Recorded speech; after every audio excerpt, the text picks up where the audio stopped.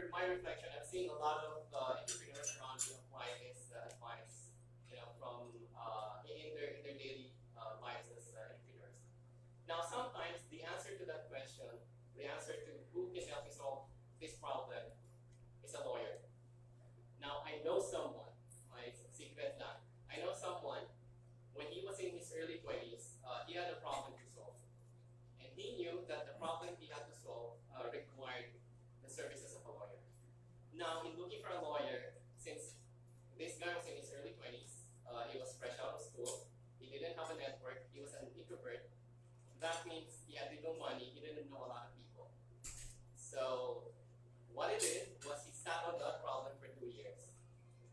He was looking for a lawyer, he was worried that, lawyers are like doctors, where they have specialties.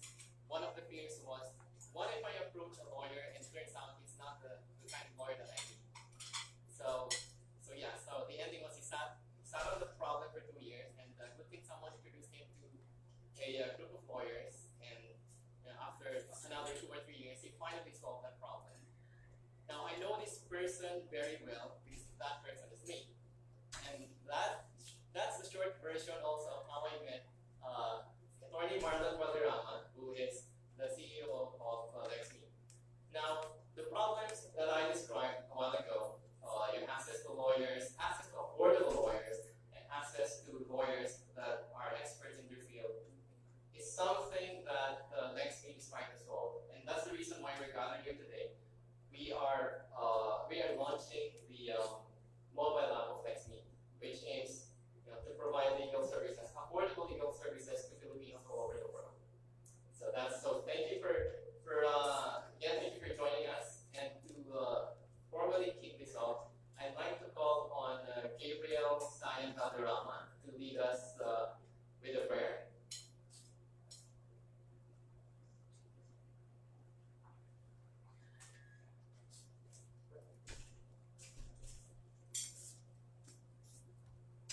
Hello. Let us put ourselves in the presence of God, in the name of the Father, and the Son, and the Holy Spirit. Amen. Today, we declare success in business. Let our businesses be of great service to others, flourishing through decency, honesty, and respect for our colleagues and customers. May we be strong and courageous, making wise decisions, guided by the Holy Spirit, and not terrified or discouraged of any trials. Give us wisdom and the calmness so that we can rightly access every situation and bring peace and productivity into our lives, into other people, and into this country. All of this we ask through Christ our Lord.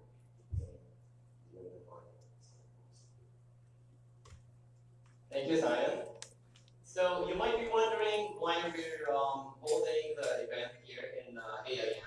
And that's because LexMeet is part of the AIM DBI program, the Asia Institute of Management Dato Banatao Incubator Program. Okay, so the AIM Dato Banatao Incubator Program targets innovation-driven entrepreneurs whose businesses have the potential to impact all sectors of society. What is an ideal startup for the program? It's a startup that solves emerging problems. It has the ability to generate jobs and then distribute created wealth in a dispersed manner.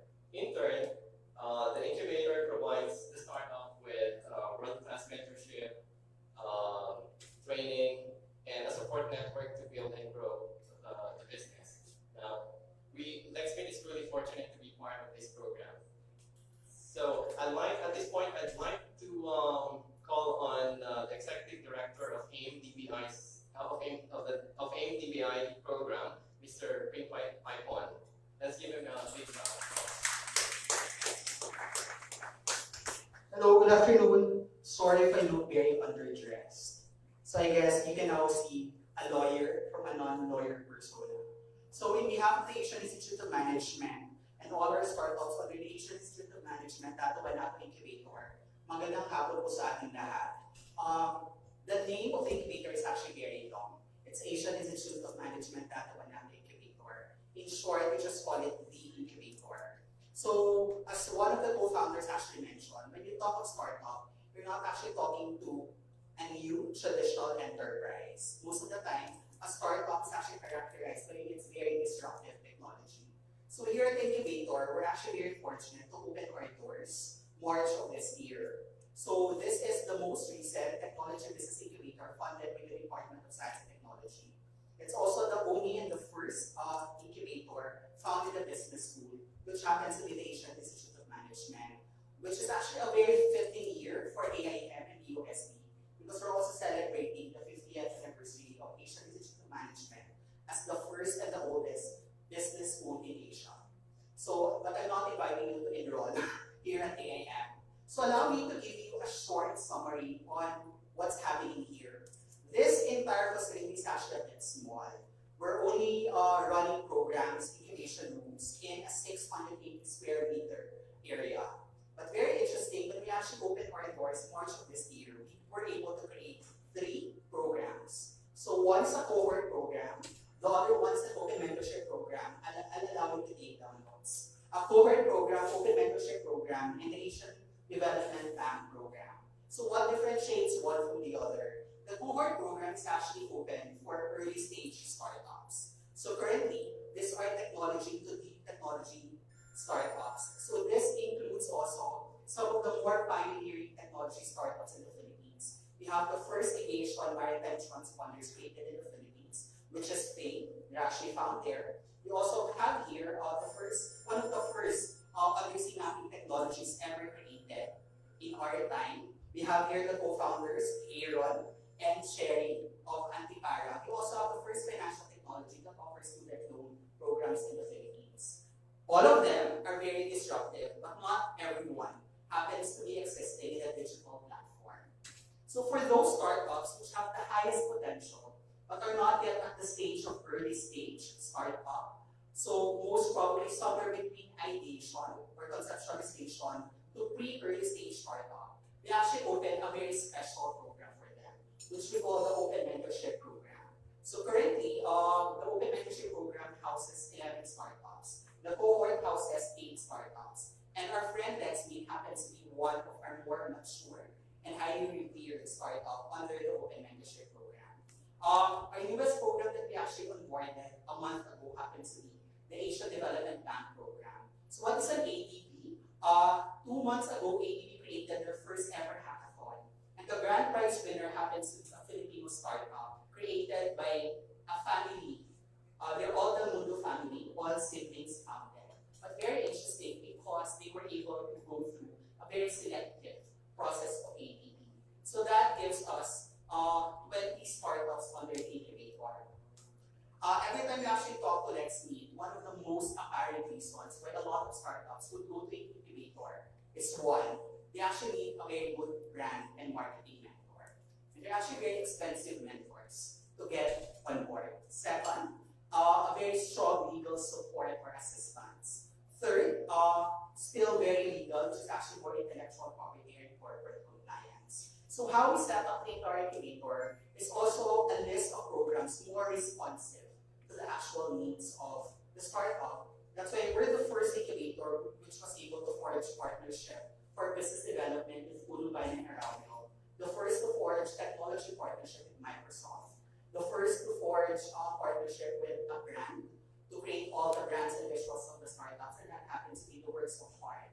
Because as of the moment, LexMeet is actually very busy. As much as LexMeet wanted to accommodate all the legal questions of our startups, we cannot just impose the obligation to them. So we also onboarded a month ago our US national partner, which happens to be the Abad Atlanta Associates, or better known as Trained Lawyers Philippines. So this is actually a group of lawyers which give pro bono consultation and other legal services to all our startups. Why is that very, very important? For a lot of reasons, but the most apparent reason why most startups will actually fold up is because they were never ever to accomplish 2 things. One, to run their corporate compliances and get all the government issued licenses. And second is, we just don't know how to create articles of incorporation. So why here at Incubator, we're actually very informative of the audience here. Of the 20 startups here, almost 82% are not business school. The more that we have to give them mentorship and branding, inclusivity, business development, and even legal. So we're actually very happy that one of our revered startups under the Open Mentorship Program is officially launching today. So in behalf of the AIM Lato Manataw Incubator and all our 20 startups, we welcome you to our very humble facility.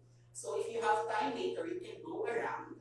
You will never get lost here because each of the door, we actually posted an actual map. So the internet, the passwords, the location of the bathrooms are also found there. You can even knock on the incubation rooms of the startup because this is also the first incubator in the Philippines where you literally have offices, facilities, technologies, and playgrounds for Filipino startups. In the hope that when we talk of a startup eventually, we talk of the ingenuity, the craftsmanship, the intellect, and the innovations of Filipinos. Again, maraming salamat. Thank you, Mr. Bayon. Just to clarify, I'm not a lawyer. My name is Mel Romero. I am with LexMeet. I help in strategy and marketing. And you know what? We're really fortunate to be part of the AIM DBI program. This is not the first startup that I'm part of, so I know the difficulties. I know the 4 hour days week that you have to go through just to make a startup successful. And then, you know, your chances of making a startup successful is still very slim. So, like, you know, 9 out of the 10 startups actually fail. So, yeah, we're just very fortunate to be part of that. Now, at this point, we'd like to invite you to take a look at our screen. We'll be showing a video about the mobile app.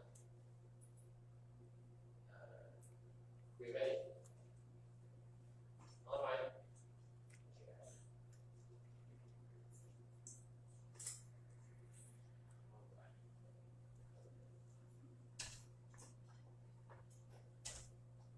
Technically, Filipino workers in Africa, some of which have legal problems or need legal advice but have difficulties looking for legitimate and credible lawyers online. Moreover, with the country's growing economy comes the rise of small to medium enterprises as well as foreign investors who are seeking to establish themselves in the Philippines.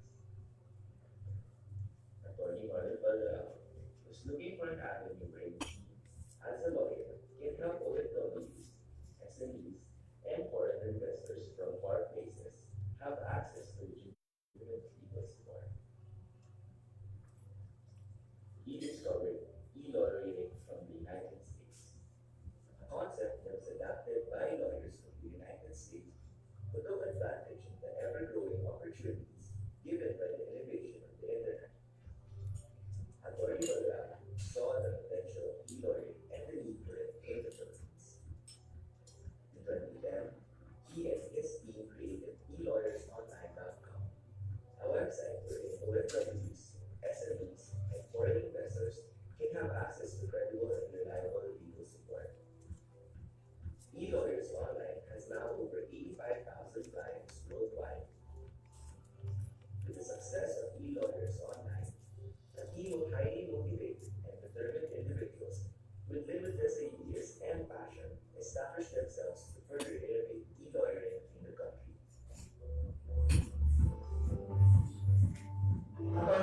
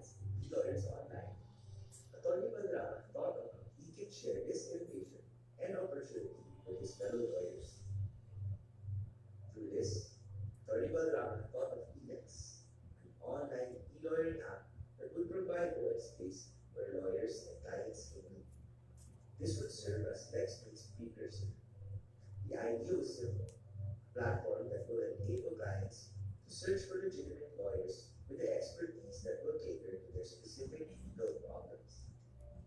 You will also be able to contact these lawyers via video conference from within their area or from a distance. People will also be able to avail these services by just loading credits through numerous payment options. The concept of Phoenix was to bridge the gap between clients and lawyers brought about by business, traffic, and inaccessibility. The idea and potential of Phoenix, and with the eagerness to start developing the website, Attorney Valderrama called on his team, Reg, Gino, and Mel to meet. Let's meet, he insisted.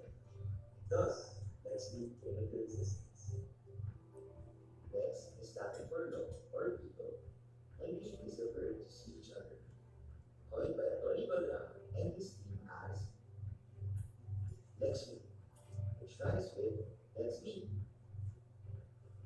After a year of development, LexMeet had its soft opening last December 2017. LexMeet has participated in numerous startup conventions as well as different media platforms to promote its brand and with the hopes of bolstering its customers. These are the Tech Law Fest 2018, which was held in Suntec, Singapore. LexMeet was the only Filipino startup brand to participate. Inspire PH Investogram in Molopedia SMX Convention Center. Technology Summit, which was also held in Molopedia SMX Convention Center.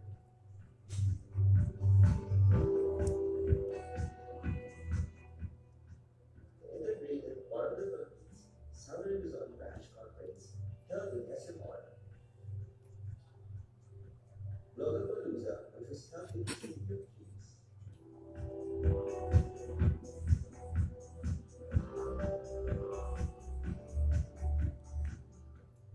LexMeet was also part of the top 20 startups of the Ring of Fire pitching competition. LexMeet also participated in the Sea of Rice Bowl Startup Awards. It was nominated and a finalist for the Startup of the Year and the Best Newcomer Awards. It won the Best Client Helper category award in the Philippines and is currently nominated for the Sea of Region. LexMeet also participated in the Pitch Slam competition in Singapore Academy of Law. It is also a mentee of Cerebro Labs.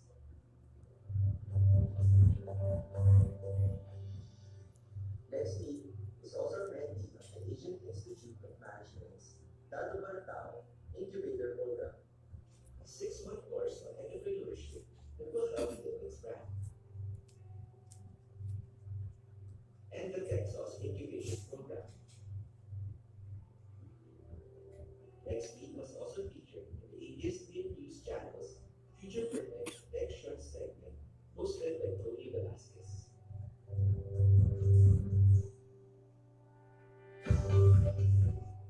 LexMeet was also featured in online news articles. The Philippine Star, TechMatch Incorporated, Talastas, News Bites,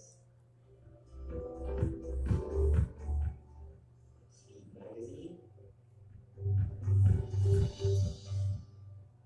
Lawtech Asia, and ABS-CBN News. LexMeet has now over 7,000 clients around the globe, 250 lawyers nationwide, and over 6,000 legal problems submitted. With success launched the web app, LexMeet saw an opportunity to give back to the community by partnering with the Little Einsteins Project.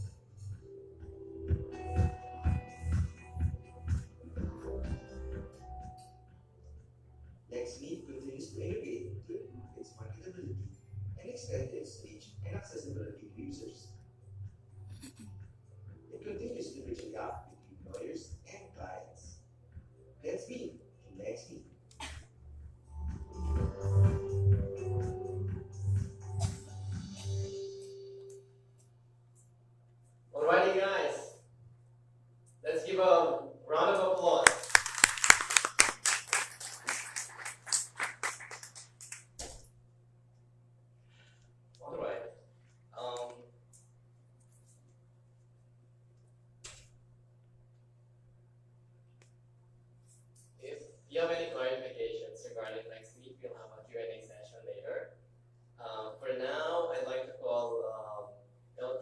Gio Mandapo of OFW. Okay. So prior to that, we'd like to introduce the team behind LexMeet. Okay. Let me start off with Marlon Valderrama. Marlon, can I invite you?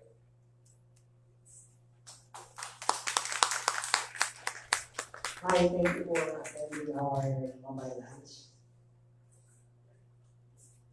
I'd also like to call on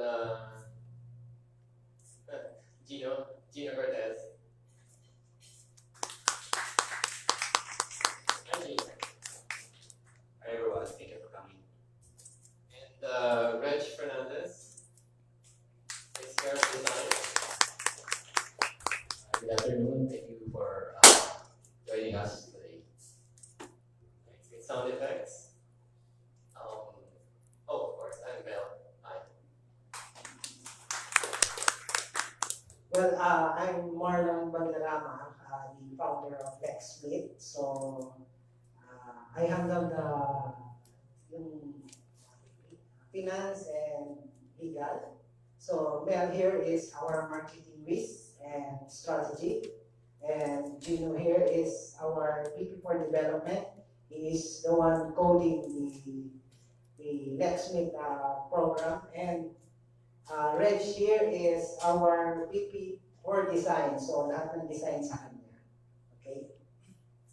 Alrighty. Yeah. So we'll get a chance to ask questions later. Thank you, guys. Now, okay. So yes, I was saying a while ago, I'd like to call on Dr. Gio Mandap of OFW. He'll give us a brief overview of OFW and how LexMeet can potentially help our OFW.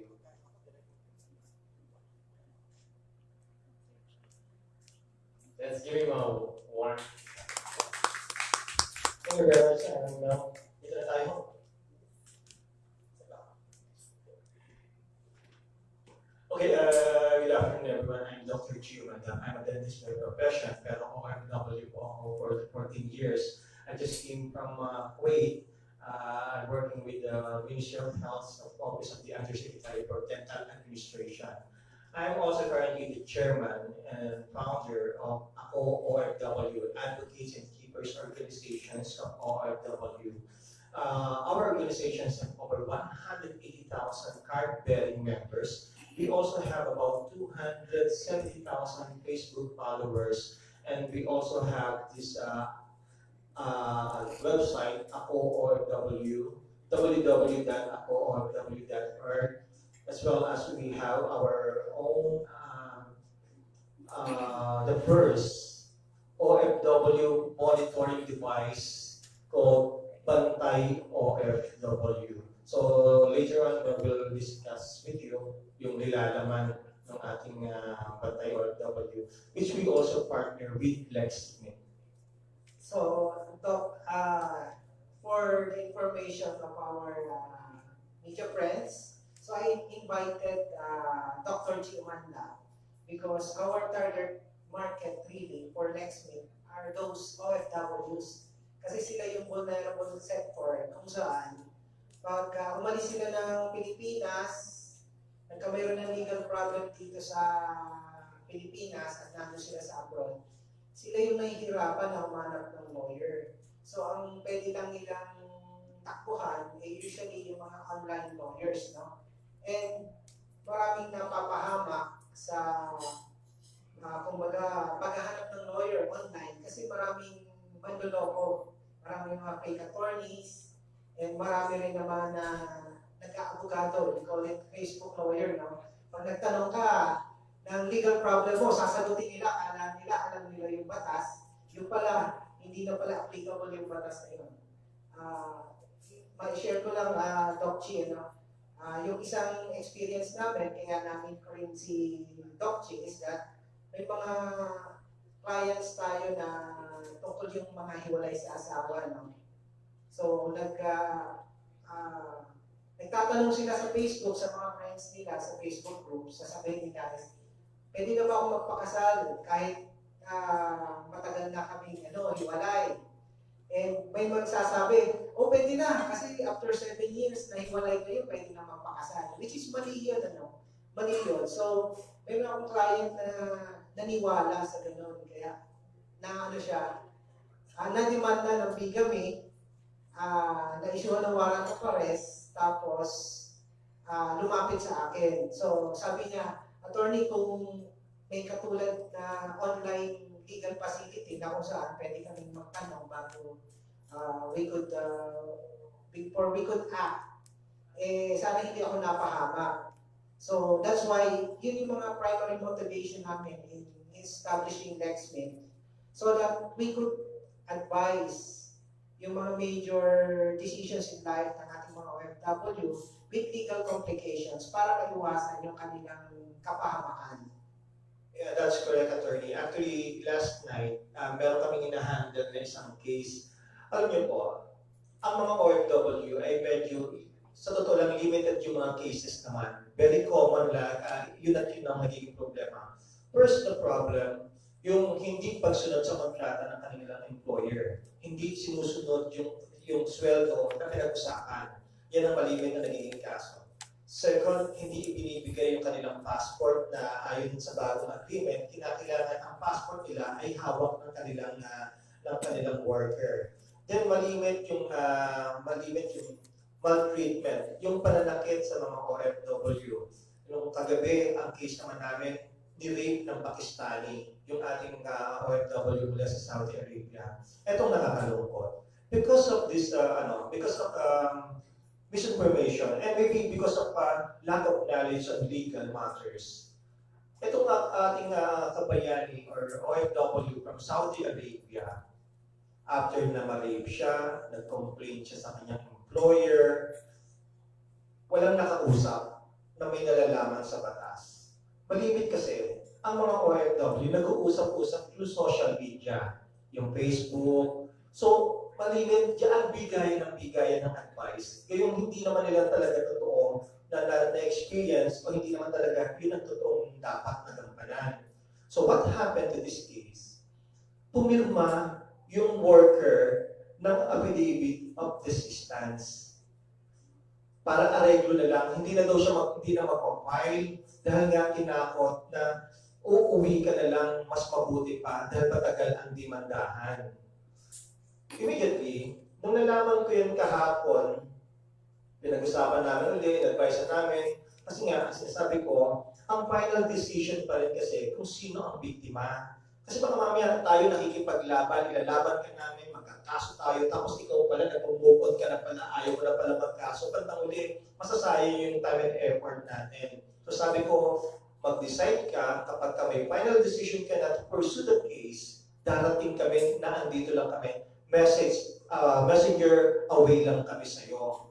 So, pero at the same time, I invited the ATM officer, yung Assistant to National Unit ng Philippine Embassy sa Riyadh. So, kinwento niya sa akin na dumating nga ako sa amin itong worker at may dala na kasi siyang affidavit of desistance. So, sabi ko sa ATM officer na baka po pwedeng silipin uli natin. Kasi pumirma siya under duress. Tinakot na siya ay makukulong, tinakot na siya ay walang laban, siya ay mapapahamak lang at walang kalaban-laban sa kaso at wala siyang abogado. Pero in fact, ang ATN or ang DFA UNGWA, yung Office of Undersecretary for Migrant Workers Affairs, sila ang nagbibigay ng legal assistance fund. Sila yung gagastos para sa abogado, ilaban mo lang ang kaso mo. Yung case niya, kaya ako naikwento sa inyo, this is the same case na naipanalo ni Attorney Marlon Valderrama sa isang case na inilapit namin sa kanya through LexMeet. So, naipanalo namin yung kaso. Although ito ay nagkaroon ng amicable settlement, at least nakabawi yung worker na na-rape din from Kuwait naman. So, ito yung bagay na because of LexMeet, because of the legal advice, because yung availability ng ating e-lawyer, napakinabangan ito ng ating mga OFW. Much more, kung ito'y naging mas maaga pa sana Much more kung ito sana kung nalaman lamang ito, nung kausap ko kagabi na merong e-lawyer hindi siya pipirma ng affidavit of desistance for sure. Well, yun nga po, Doc Chi, no? And hand in hand with your Wi-Fi OFW na mobile apps.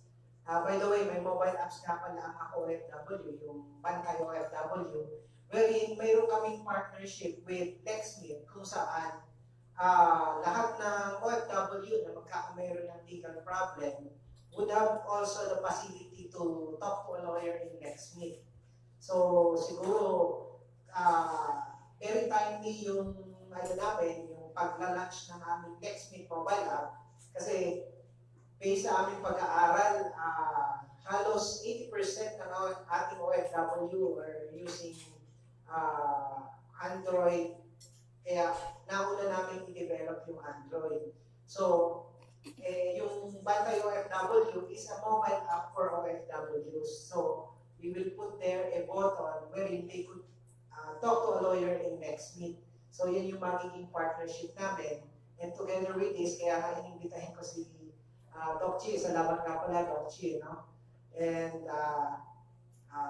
dapat mapagbigyan na ang hinaing ng ating mga OFW para sa boses ng mga OFW sa Kongreso. Okay, since na-mention ni Attorney Margaret Maldonado yung tungkol sa Bantay OFW, let me just expound further kung ano yung Bantay OFW. Ang Bantay OFW ay isang proyekto ng Ako OFW. Ito ang first o kauna-unahang mobile application na nagmo-monitor ng mga OFW. Isa kasi sa mga naging problema, malimit na problema ng ating mga naging problema ng ating mga OFW ay yung hindi, after ma-deploy sila abroad, ay hindi na nag-monitor ng mga agency kung ano na ba ang sitwasyon nila. Ang pinaka-very recent na talaga naging malaking issue tungkol kay Dema Pelis, di ba? Imagine, ang tagal nang nawawala, hindi hinanap ng ahensya, walang nakapagana. Kung hindi pa na-discover sa tracer, hindi pa malalaman na patay na. Yan yung lalong nagpursige sa amin na ituloy na namin yung aming matagal na pinlanong mobile application. So what is mobile, Bantay OFW mobile application? Yung Bantay OFW mobile application, free ito na maida-download ng mga OFW. Once na mag-register ka, kami lang ang meron kakayanan na once na may click namin yan, lahat ng OFW nag-register, makakatanggap ng message na, kamusta ka, kabayan? Ngayon, ang sagot sa, sila ay makakapag-reply sa amin. Immediately makakapag-reply sila sa amin. Ang magiging sagot nila, mabuti, hindi mabuti. Ngayon, kung hindi mabuti ang kanilang magiging sagot, ito ay mga labor-related cases lamang. Diyan papasok yung LexMeet. Diyan papasok yung LexMeet. Kaya yung namin po, yung partnership namin with Ako OFW is that magkakameron kami ng button inside Bantay OFW mobile app. Okay. Ito yan, attorney. So, itong Bantay OFW mobile application, dito natin idadagdag dahil nga sa sobrang nakita po namin yung potential ng maitutulong ng LexMeet sa ating mga OFW. Ang gusto po namin sana ay gawing mas accessible itong LexMeet sa mga OFW. Kung kaya kami ay nakipag-partner din sa LexMeet na katulad ng magiging partnership namin with PLDT, maglalagay na rin dito ng LexMeet button. Yung LexMeet button, kapag kami kailangan ka for legal assistance, i-click mo lang siya, yung LexMeet button. Pag kinlik mo siya, dedirekta na siya sa LexMeet application. Diyan po pwede na mag-start yung kayong video chatting, at magkakaroon na kagad ng discount, may free kagad, di ba, attorney? So, ngayon, dagdag ko lang, attorney, para mas maunawaan nila kung ano yung itutulong ng Bantay OFW. Kapag ka na-click ko itong kamusta kabayan, sasagot ka mabuti at hindi mabuti, ang magiging choices mo sa hindi mabuti, yung mga labor-related, yung hindi pinapasugal ng tama, na habol ni attorney yan. Kasi yung mga unused portion ng contract, pwedeng habulin si NLRC na abogado. Kaya kinakailangan may knowledge of OFW about sa batas kung paano nila ito may pagtatanggol. Meron din mga cases na tulad yung mga hindi binibigay ang passport, hindi pinapakain ng tama, hindi pinapatulog ng tama. Yun yung mga labor related. Once na matanggap namin yan, malalaman namin dito, kung halimbawa gusto namin malaman kung sino yung mga hindi mabuti, i-click lang namin yan, hindi mabuti, lalabas na yan. So yun ipo-forward namin, kung pwede rin may forward kay Atty. Marlon to discuss. So, sa LexMeet. Then, meron din itong mobile application na ito na kung halimbawa ay merong ano ba ito yung kailangan ng tulong sa lolo, isang click mo lang yan, masasakuluhan ka na namin. So, okay. Thank you, Doc. So, with that, thank you sa pag-guest sa aming mobile lunch, Doc. And of course, pinagtatanggol nyo ang ating mga OFW. And kami naman po sa LexMeet, ready kami, yung mga 250 lawyers and counting, ay ready naman po na magbigay ng serbisyo sa ating mga OFW. Okay, thank you very, very much din Atty. Marlon sa LexMeet for giving us the opportunity na mag-present sa inyo. And thank you also sa ginawa ninyong pag-partner with ako OFW. Maraming salamat sa inyong lahat. Thank you once again, Dr. Chi Amanda. You know what? Nasubukan ko rin po maging OFW for 5 years. And I can tell you na yung mga OFW meron talagang problema. Kahit yung mga professional, marami silang iniwang legal problems at home. And yung wala pang ganitong servisyo, mahirap maghanap ng lawyers. Lagi sila nagpaparefer ng lawyers. And actually, one thing that's common between overseas workers, not just Filipinos, is the need for a service like this. Kasi nung nag-OFW ko sa Singapore, makasama ko siya iba't ibang lahi. We have Indians, Malaysians, Indonesians, and this is a pretty common problem. They always have something at home that they need help with in terms of legal problems. At this point, I'd like to call you once again, Attorney Marlon Valderrama. We're waiting for a special guest, but while we're doing that, we might as well do the Q&A to clarify anything about LexMeet. Kung meron po kayong questions, how does it work, magkano, and so on. So questions.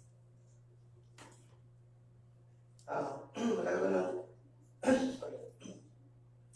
Yes, matagal na nababasa yung LexMeet. Nakita ko sa thread ng Facebook group namin. Question.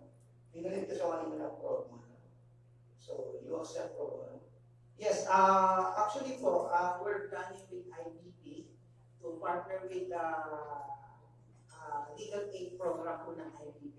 But as of now po, we are choosing yung binibigyan namin ng mga pro bono kasi those indigent client lang po binibigyan namin. Kasi meron naman po kasi na talagang gusto nila pro bono but they could afford it.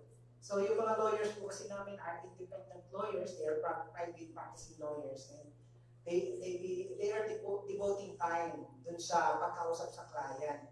So basically po, ang binibigay po namin yung mga pro bono is usually yung mga PWDs. So basically may mga discrimination po na nangyayari sa society natin, and yun po yung mga target namin na bigyan talaga ng what do you call this, pro bono service. And second po is that yung indigent clients na gusto namin i-tie up with Integrated Power of the Philippines, they have the mechanism po to parang isasalain po, i-screen nila kung talagang indigent clients sila, just like in POW. Yan, na-mention niyo yung namimili kayo. Opo, selecting. Do you accept all cases? Meron certain cases na you have to decline. Ganito po, no? Yung 250 lawyers namin ngayon sa LexMeet nationwide, valid po ang kanilang mga specialization. So, if you have a problem with property law, taxation law, cyberspace law or cyber law, meron po sila dyan. Sharia law, meron din po. And minamatch po kasi namin yan with the legal problem, no client. So that, for example, If you have a problem with your condominium unit, your title, then pag nag-submit ka ng legal problem mo, ang ibibigay sa iyo ng LexMeet na lawyers is are lawyers who are specializing in property law. No, my question is, do you decline? Would you decline cases? Or you would accept all? Ganito po yun. Ang mga lawyers po would be dependent on their schedule, no? So usually, they decline based on their schedule or unavailability dun sa schedule. And number two, conflict of interest. So yun lang pong dalawa ang pwede nilang gawing reason. How about against mga big companies, personalities? Well, it depends po dun sa lawyer na naselect ng client. For example, if a client selected a lawyer, usually, ang reason lang po ng pag-decline dun sa schedule of online legal consultation is that unavailability or conflict of interest. Kasi po, hindi pa naman siya masyadong, this is initial assessment of the case, then later on, saka lang po sila mag-uusap tungkol sa pag-handle ng case. So yung client pa namimili ng lawyer? Yes po. Not the other way around na kayong mag-a-assign ng Hindi po. lawyer kung sino yung bagay It's for that particular case. it's the lawyer who, it's the client who select the lawyer. Kaya wala po yung option na doon. Na kayo na yung mag-assign kung sino yung bagay at karapat-dapat. Mayroon po kaming matching. Okay? So when you submit a legal problem, for example, the legal problem is about property, then mayroon po kaming program doon na ang lawyer lang na papakita namin sa inyo ay yung lawyer na may specialization sa property law. So from the list, doon na po mamimili yung kliyente. So, kapag yung napili ko, i-decline, Yes po. I can choose another. Another one.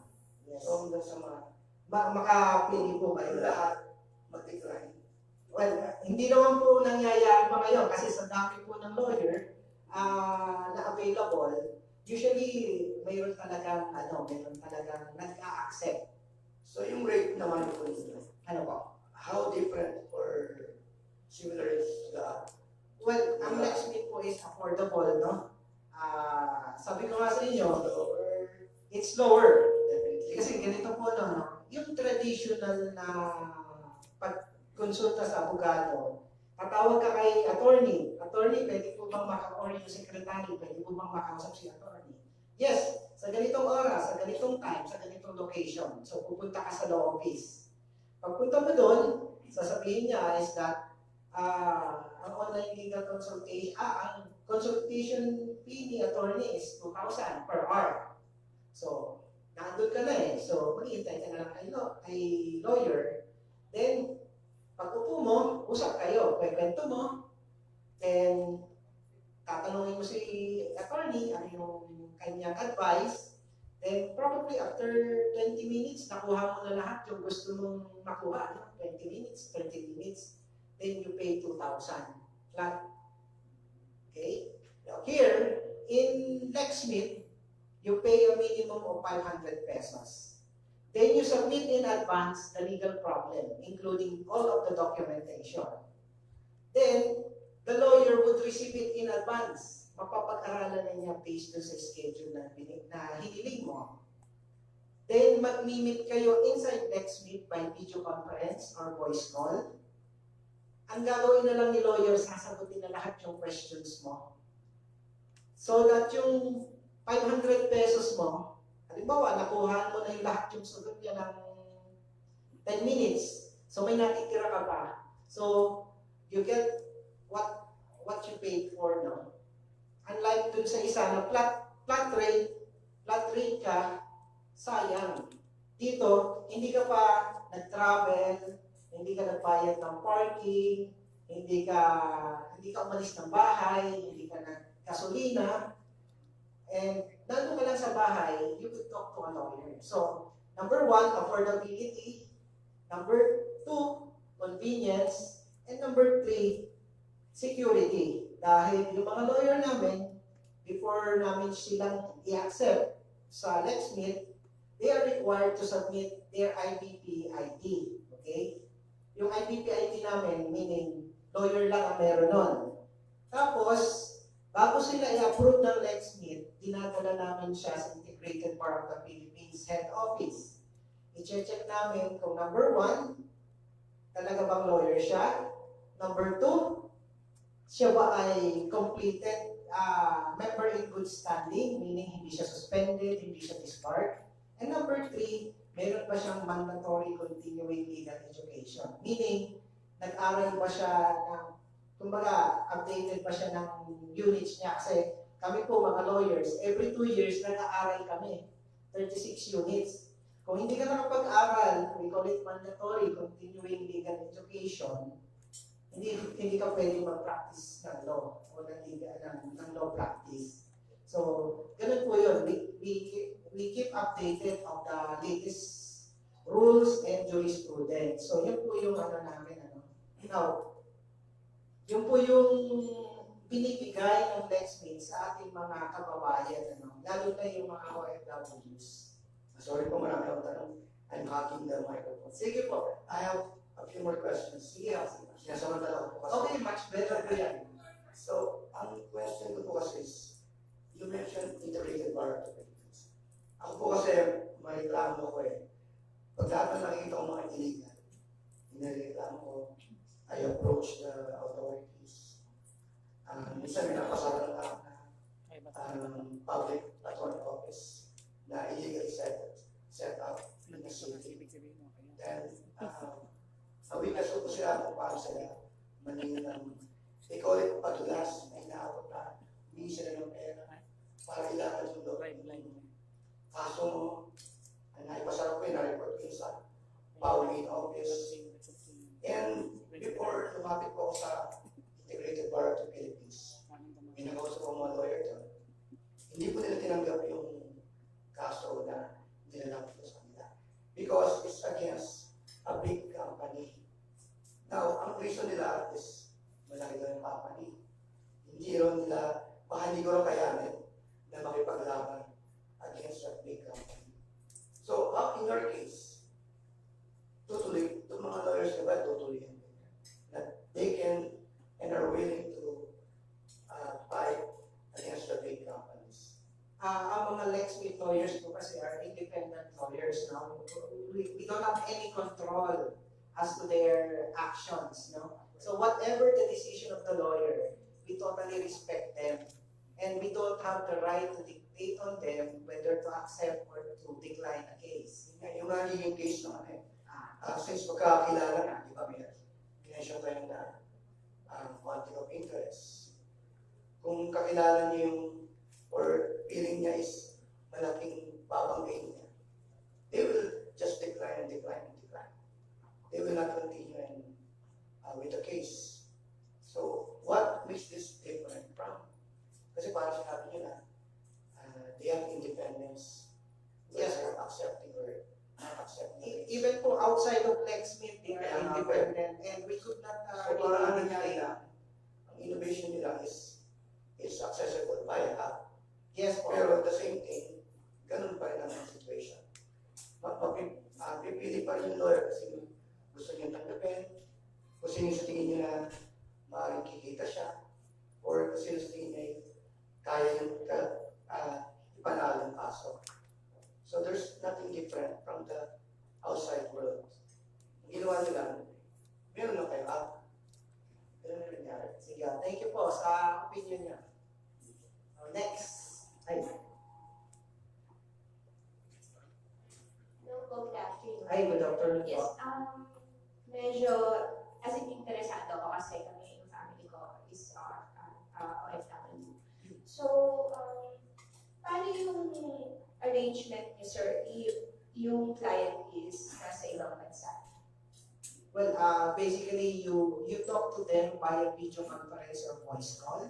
But you give legal advice, di ba? Yes po. Do you represent din ang clients? Yes po. And yun po yung next in line po, no? Parang after this online legal consultation, we have another product that would deliver the services using also LexMeet sa paghandle na ng kaso.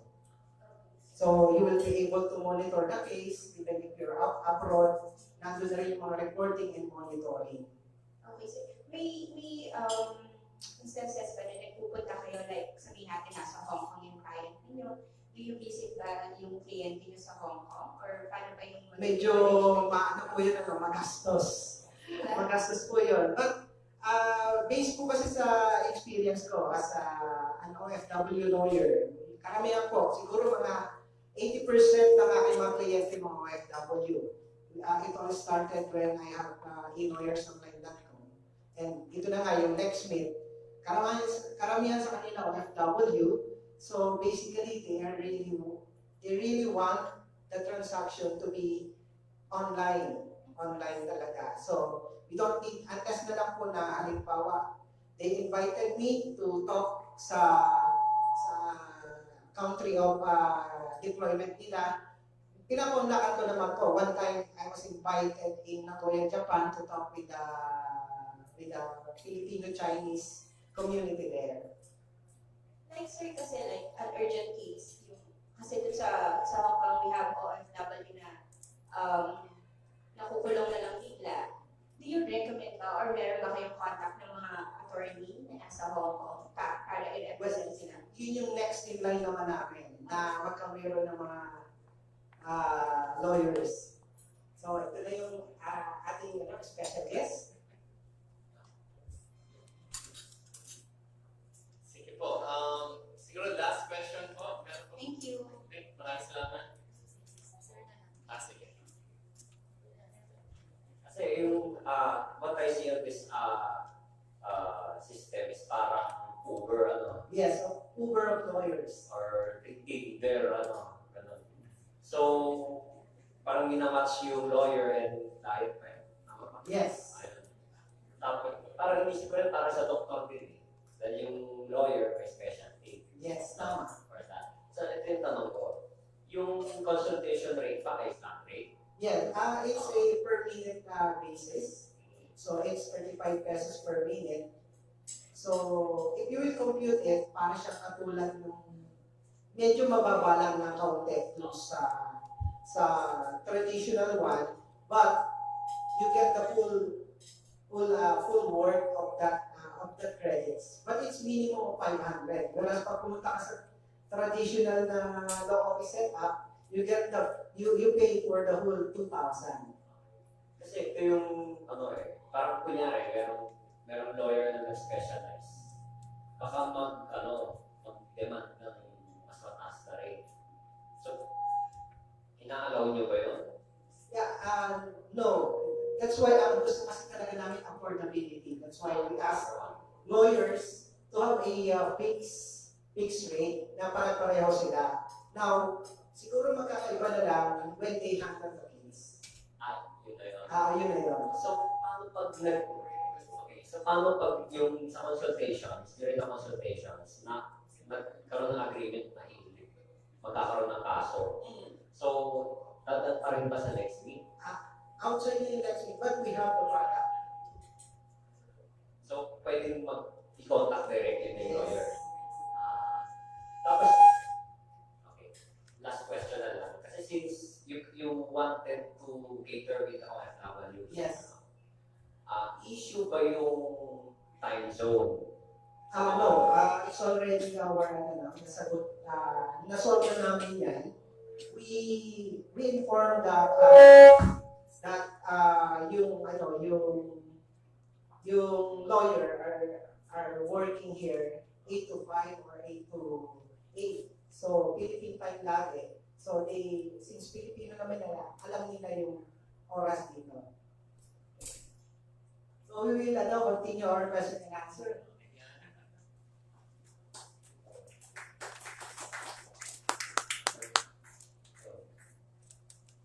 So if you have more questions, we can answer that afterwards. At this point, I'd like to call our special guest, the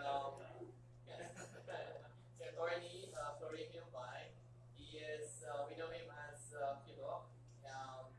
He was a former Solicitor General. He is also 2019 senatorial candidate. So, sir.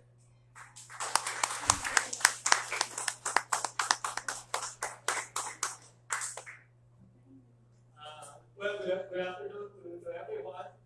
I'm here because of two things. I'd like to meet my classmate. Marlon was my classmate in undergrad. I think that was in 1996. 91, wala, undergrad, 96 eh. Medyo pareho. We were classmates in the University of Santo Tomas, taking our undergraduate course. Sa UST kasi, during the first 2 years, you don't have a major. So yung major mo is general. So mga major general kami in UST. If you end up taking philosophy, philosophy na.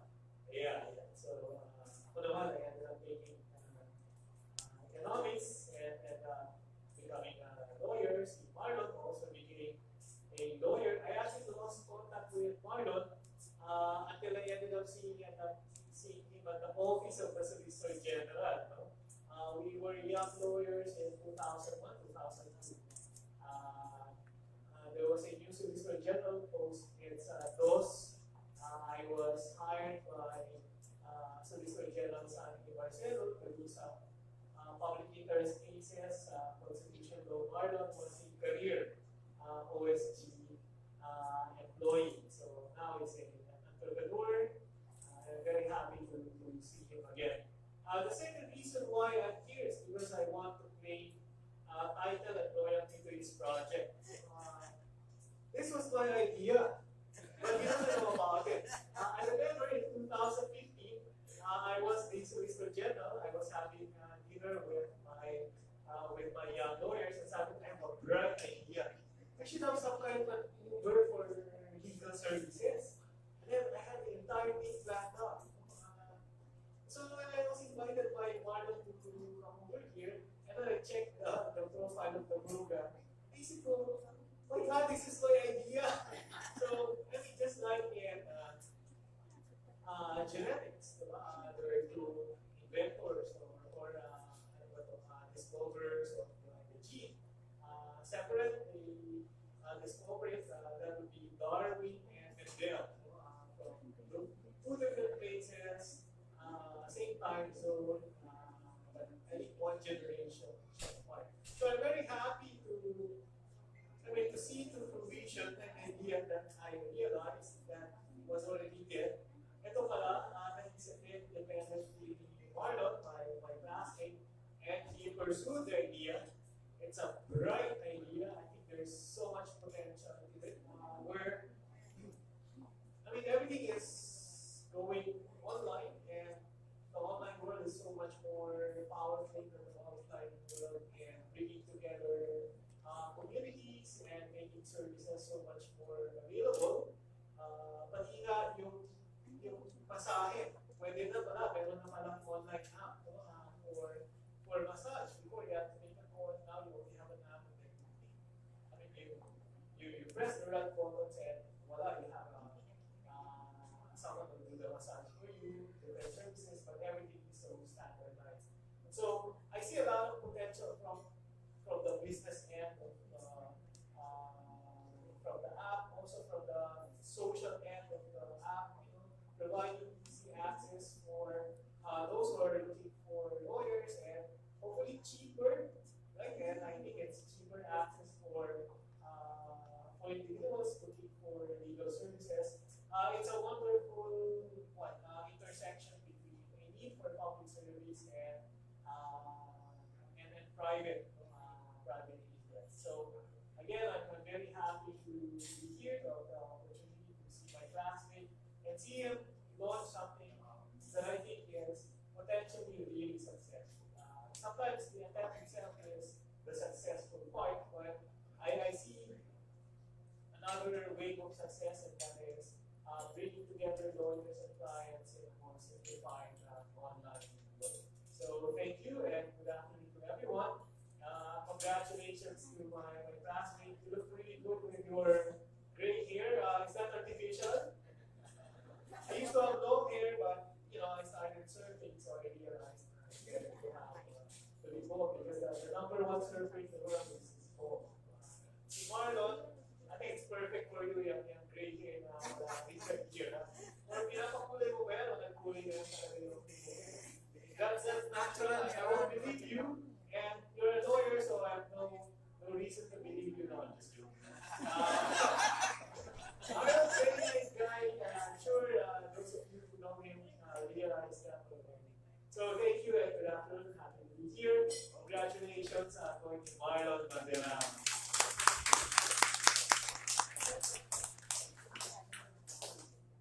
Thank you. Thank you.